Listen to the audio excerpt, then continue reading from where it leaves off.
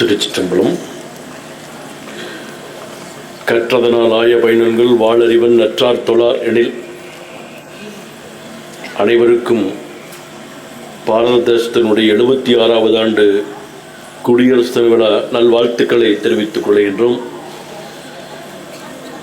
நம்முடைய பள்ளியும் இன்று இந்த குடியரசு தின விழாவை சீரும் சிறப்போடும் கொண்டாடி வருகின்ற இந்த நல்வேளையிலே பல குழந்தைகள் சிறப்பான முறையில் இந்த குடியரசினுடைய சிறப்பை பற்றி பேசினார்கள்.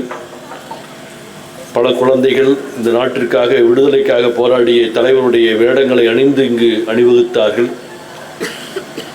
நம்முடைய பள்ளியினுடைய மேலாள் முதல்வர் அவர் கொண்டனவர்களும் மொழியினுடைய அவசியத்தையும் பற்றி பேசினார்கள். பள்ளியினுடைய முதல்வர் உள்ளிட்ட ஆசிரியர் பெருமக்கள், மாணவர்களே, பெற்றோர்களே அனைவருக்கும் நல்வாழ்த்துக்களை மீண்டும் ஒருவரை தெரிவித்துக் கொண்டு, உலகத்திலேயே மிகப்பெரிய ஒரு ஜனநாயக நாடு எது என்றால் பாரத தேசம்.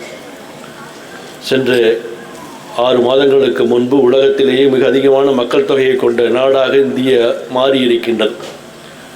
143 கோடி மக்களுக்கும் அதிகமானவர்கள் வாழ்ந்து கொண்டிருக்கின்ற நாடு.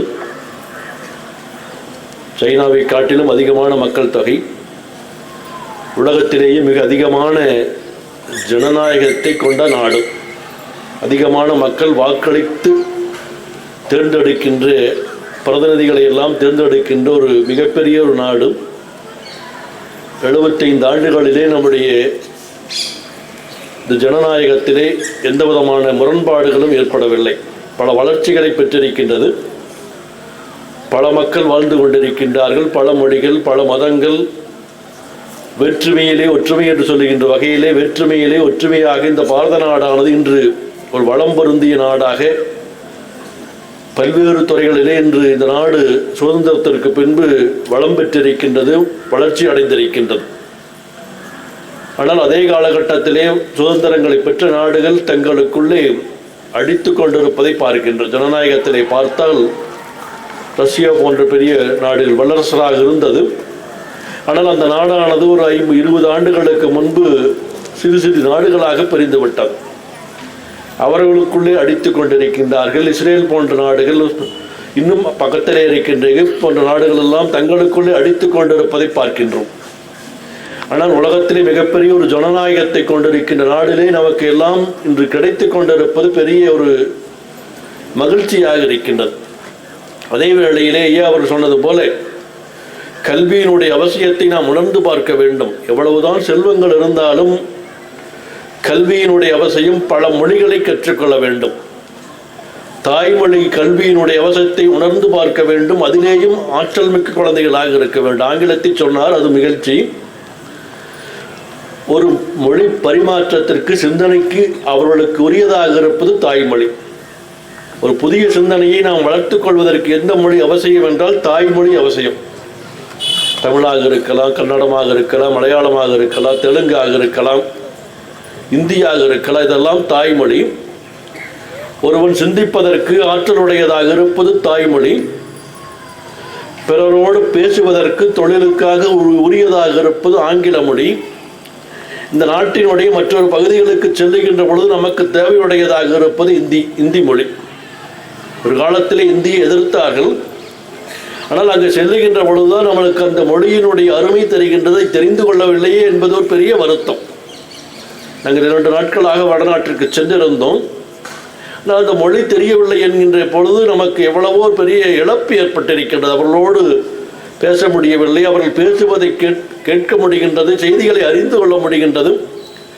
அவர்களோடு நம்முடைய செய்திகளை பரிமாறிக்கொள்ள முடியவில்லையே என்பது ஒரு வருத்தமாக இருக்கின்றது. ஒருவருக்கு எத்தனை மொழி தெரியுமோ படித்து கொள்ளலாம், படிக்க வேண்டும் கண்டிப்பாக. ஏனென்றால் இன்றைய காலகட்டத்திலே நம்முடைய வாழ்க்கை சுருங்கிவிடவில்லை, பறந்து விரிந்திருக்கிறது. நாம் பல்வேறு இடங்களுக்கு செல்லுகின்றோம். பழைய காலத்தில் இருந்தால் அந்த கிராமத்தில் இருப்பாங்க, பக்கத்தில் இருக்கிற வேளாண் தொழில் செய்வார்கள், பக்கத்தில் இருக்கிற மில்லுக்கு போவாங்க. அதனால் வாழ்க்கையில் அதே சுருக்கிய வாழ்க்கை முறையாக இருந்தது. இன்றைய வாழ்க்கை முறை பறந்து விரிந்த ஒரு வாழ்க்கை முறை.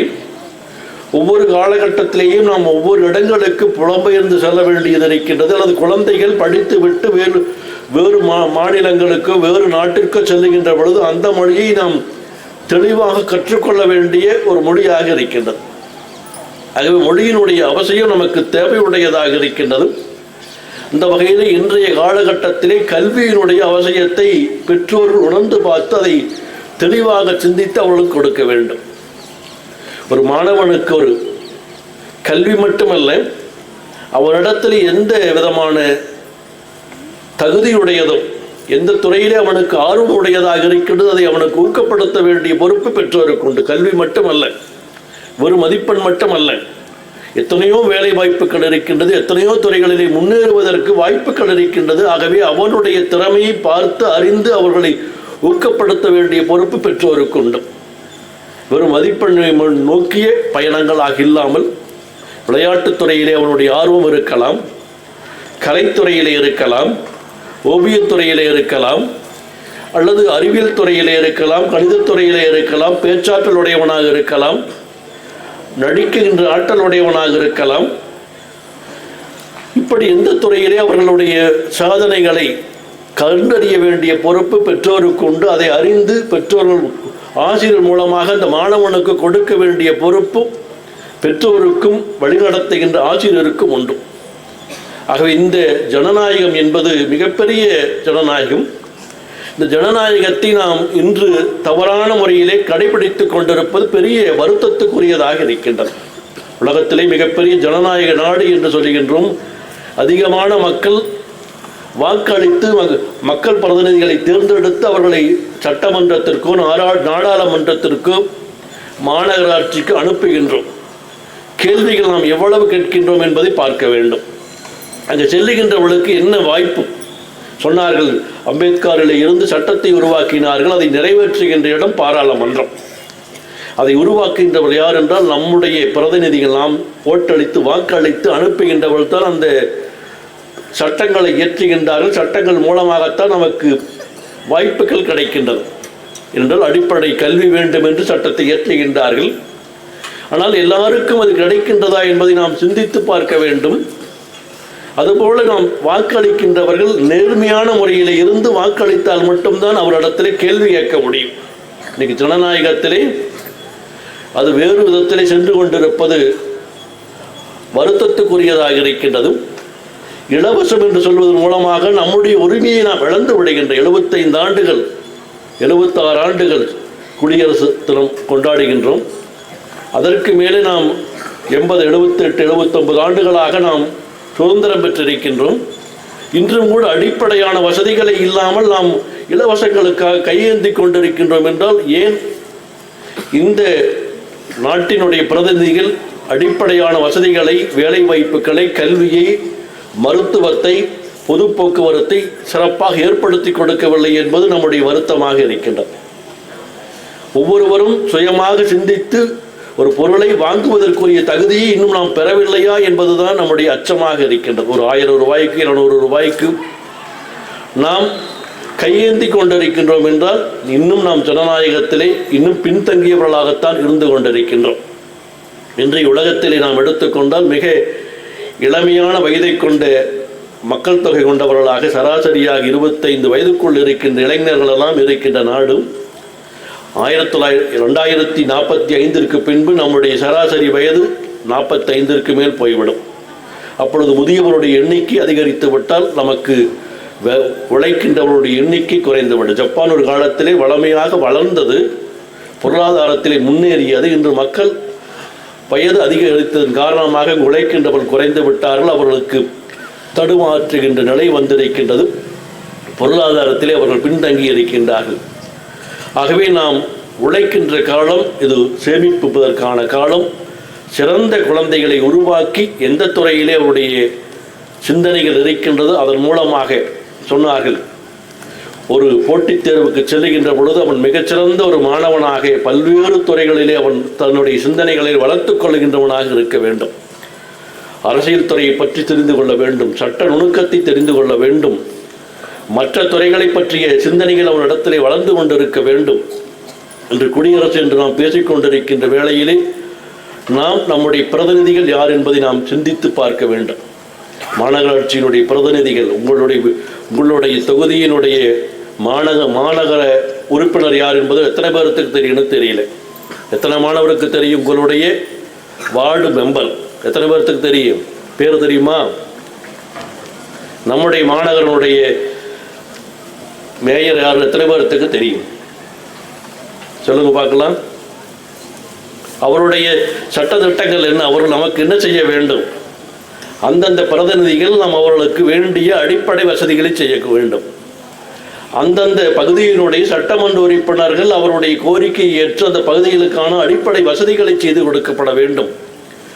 அந்தந்த தொகுதியிலே இருக்கின்ற மேம்பட்ட வளர்ச்சிகளுக்கு இந்த 6 பிரதிநிதிகள் சட்டமன்ற உறுப்பினர்கள் சேர்ந்து அந்த நாடாளுமன்ற தொகுதியாக இருக்கின்றது. அவர்கள் நமக்கு சட்டத்தை ஏற்றி இந்த மக்களுக்கு இது தேவை என்பதை பேச வேண்டும்.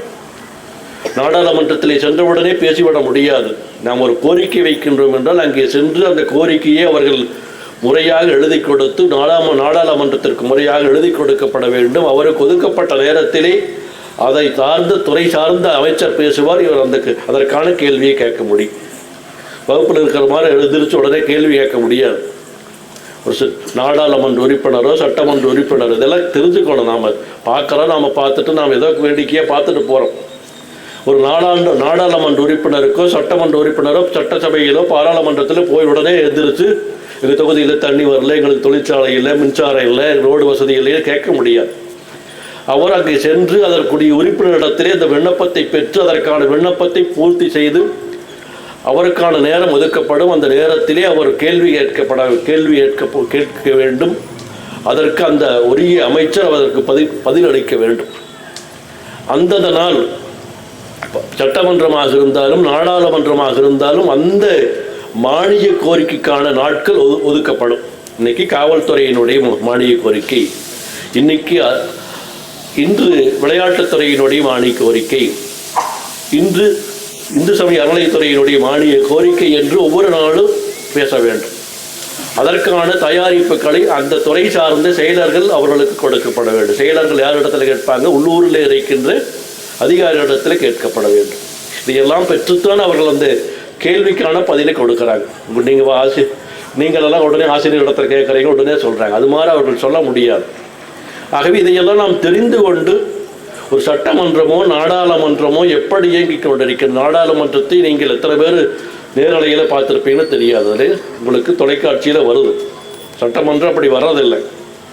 அப்பொழுது நாம் நாடாளுமன்றத்திலே நம்முடைய உறுப்பினர்கள் எத்தனை நாட்கள் அங்கே நாடாளுமன்றத்திற்கு சென்றார்கள், எத்தனை நாட்கள் நம்முடைய தொகுதியை பற்றி மக்களுக்கு வேண்டிய வசதிகளை பற்றி அவர்கள் கேள்வி கேட்டார் என்பதை நாம் பார்க்க வேண்டும், படிக்க வேண்டும். செய்தித்தாள்களிலே நாள்தோறும் பார்க்கின்ற பொழுது, சட்டசபை நடக்கின்ற பொழுதும் ஆனால் என்ன செய்கின்றார்கள்? நாடாளுமன்றத்திற்குள்ளே போகின்றார்கள், ஏதாவது ஒரு பிரச்சனையை கிளப்பி வந்து விடுகின்றார்கள், சட்டமன்றத்திற்குள்ளே போகின்றார்கள், வெளியே வந்து விடுகின்றார்கள். இதனால் பெரும் பொருள் செலவு மட்டும்தான் ஏற்படுகின்றதோ. எதற்காக நாம் நம்முடைய பிரதிநிதியை தேர்ந்தெடுத்து அனுப்பினோமோ அதையே பற்றிய விண்ணப்பங்கள் கேள்விகள் எல்லாம் இல்லாமல் அவர்கள் திரும்பி வந்து விடுவதைத்தான் நாம் பார்க்கின்றோம். அங்கு சென்று அவர்கள் அமர வேண்டும். அங்கு கேட்பதற்கு முறையாக அரசு சார்ந்த அமைச்சர்கள் அதற்கு பதிலளிப்பதன் மூலமாகத்தான் நாம் எதற்காக தேர்ந்தெடுக்கப்பட்டு அனுப்பிய அந்த பிரதிநிதிகள் அதற்காக அவர்கள் செயல்படுகின்ற. அதுதான் குடியரசனுடைய சட்டத்திட்டத்தை நமக்கு அம்பேத்கர் அவர்கள் வகுத்து கொடுத்திருக்கின்றார். கேள்வி கேட்க வேண்டும். ஒவ்வொரு மனிதனுக்கும் இந்த குடியரசு நாட்டிலே ஒவ்வொரு மனிதனும் கேள்வி கேட்பதற்கு உரியவராக இருக்க வேண்டும். அப்பொழுது நாம் என்ன செய்ய வேண்டும்? நாம் நேர்மையான முறையில் யாரிடத்திலையும் காசு பெற்றுக்கொள்ளாமல் வாக்களித்திருக்கின்றோம் என்கின்ற மன உறுதி இருந்தால் நாம் கேள்வி கேட்க முடியும். இல்லைன்னு என்ன பண்ணுவாங்க? நீ தான் காசு வாங்கிட்டு நான் எதுக்கு உனக்கு செய்யணும்னு கேட்பாங்க. மனசாட்சியோடு நாம் வாக்களித்தால் நாம் மனசாட்சியோடு அந்த பிரதிநிதியிடத்திலே கேள்வி கேட்பதற்குரியவர்களாக இருப்போம். அவர்களும் சட்டசபைக்கோ நாடாளுமன்றத்திற்கு சென்றால் முழுமையாக இருக்க வேண்டும். நாங்கள் ஒரு முறை நாடாளுமன்றத்திலே சென்று அந்த அவையிலே நாங்கள் அவை குறிப்புகளை எல்லாம் பார்த்திருக்கிறோம். வாஜ்பாய் இருக்கிற போது எல்லாரும் போய் பார்க்கலாம். சட்டசபையிலோ பாராளுமன்றத்திலோ நீங்களே சென்று உங்களுக்கு பிரதிநிதிகள் உங்களுக்கு கடிதம் கொடுக்கணும். உங்களுடைய சட்டமன்ற உறுப்பினரிடத்திலே ஒரு கடிதம் வாங்கினால் சட்டசபை நடக்கின்ற நேரத்திலே அங்கே சென்று அந்த அவர்கள் அமர்ந்திருப்பதற்கு மேலே இருக்கின்ற அந்த கேலரியிலே சென்று அமர்ந்து அவர்கள் பேசுவதை கேட்பதற்கு நமக்கு வாய்ப்பு இருக்குது. 2-3 நாடாளுமன்றத்திற்கு நாங்கள் இந்தியா நாடாளுமன்றத்திற்கும் வாஜ்பாய் இருந்த பொழுது சென்றிருக்கின்றோம். இங்கிலாந்து நாடாளுமன்றம் எப்போ வேணாலும் போகலாம். அங்கே வந்து வருஷத்தில் சனி ஞாயிறை தவிர்த்து விடுமுறை நாட்களை தவிர்த்து வருஷம் முழுவதும் நாடாளுமன்றம் நடந்து கொண்டே இருக்கு. இரு அவைகள், மேலவை கீழவை என்று சொல்லுகின்ற 2 அவைகளும் எப்பொழுது வருஷத்தினுடைய விடுமுறை நாட்களை தவிர சனி ஞாயிறை தவிர்த்து இருக்கு. ஆனால் நம்ம நாட்டில் ஒரு 100 நாள் 150 நாள் தான் நடக்குது வருஷத்துக்கு. அதுலேயும் கூட பாதி நாள் குறைவாகத்தான் இருக்குது. ஆகவே அந்த நாடாளுமன்றம் எதற்காக உருவாக்கப்பட்டது, நம்முடைய பிரதிநிதிகள் எதற்காக அனுப்பப்பட்டார்கள், எதை உருவாக்குகின்றார் என்பதற்காகத்தான் குடியரசு தினமாக சட்டத்தை நமக்கு வகுத்து கொடுத்திருக்கின்றார்கள். பல சட்டங்கள் ஒவ்வொரு காலகட்டத்திலேயும் மாற்றிக்கொண்டே இருக்கின்றார்கள். அந்த வகையிலே குடியரசினுடைய தினத்தினுடைய அருமையை நீங்கள் உணர வேண்டும். சட்டத்தை நீங்கள் தெளிவாக படிக்குவதற்கு நீங்கள் பெற்றோர்களும் படிக்கணும். அந்த குழந்தைகளுக்கு சட்டத்தினுடைய பிரதிநிதிகள் யார், இந்த தொகுதியினுடைய மாநகர உறுப்பினர் யார், சட்டமன்ற உறுப்பினர் யார், நாடாளுமன்ற உறுப்பினர் யார், அவரை நாம் அவரிடத்தில் எத்தனை முறை சந்தித்து இருக்கின்றோம், அவரிடத்திலே நம்முடைய கோரிக்கை எத்தனை வைத்திருக்கின்றோம் என்பதை நாம் எண்ணி பார்க்க வேண்டும். அப்படிப்பட்ட ஒரு சிறந்த, உலகத்திலேயே மிகப்பெரிய ஒரு ஜனநாயக நாடு, பல்வேறு மொழிகளுக்கு இடையிலே நம்முடைய பாரத நாடானது இன்றும் வேற்றுமையிலே ஒற்றுமையாக வாழ்ந்து கொண்டிருக்கின்றது என்பதை நாம் கண்கூடாக பார்க்க முடிகின்றது. அப்படிப்பட்ட இந்த நாள் இனிய நாளாக அமைய வேண்டும். உலகத்திற்கெல்லாம் ஒரு வழிகாட்டுகின்ற நல் அரசாக இந்த நாடு விளங்க வேண்டும் என்ற நேரத்திலே மீண்டும் ஒரு முறை வாழ்த்துக்களை தெரிவித்து நிறைவு செய்கின்றேன்.